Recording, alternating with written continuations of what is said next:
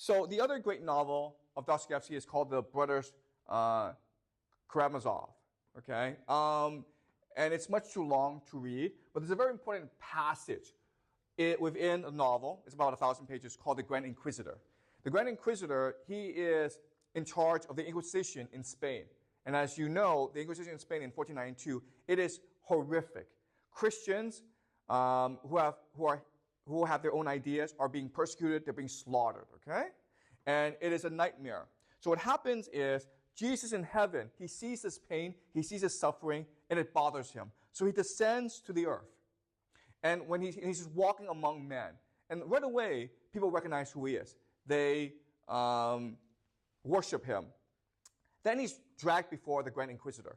He becomes a prisoner to the Grand Inquisitor. And at this point, you would think the Grand Inquisitor would be happy to see his God. Instead, he gets really, really angry at Jesus. Okay? Thou did not love them at all. Thou, who did come to give thy life for them, instead of taking possession of man's freedom, you did increase it and burden the spiritual kingdom of mankind with its suffering forever.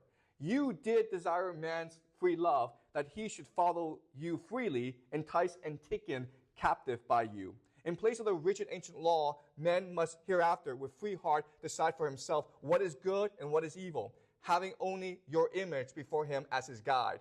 But did you not know that he would at last reject even your image and your truth if he is weighed down with a fearful burden of free choice? They will cry aloud at last that the truth is not in you, for they could not have been left in greater confusion and suffering than you have caused, laying upon them so many cares and unanswerable problems. Okay? Okay, so the idea here is this. So one question that Jesus would have for the Grand Inquisitor is, I sacrifice myself to free my people, to give people the free choice, free will, to love me freely. Instead, you guys have built this great Christian empire, the Catholic Church, to oppress everyone. Why did you do that? And the Grand Inquisitor is saying to him, it's because people don't want free choice. People don't want free will. They want to be told what to do. And you refuse to be their king. You refuse to be their emperor. You demand of them that they reason, that they love you freely.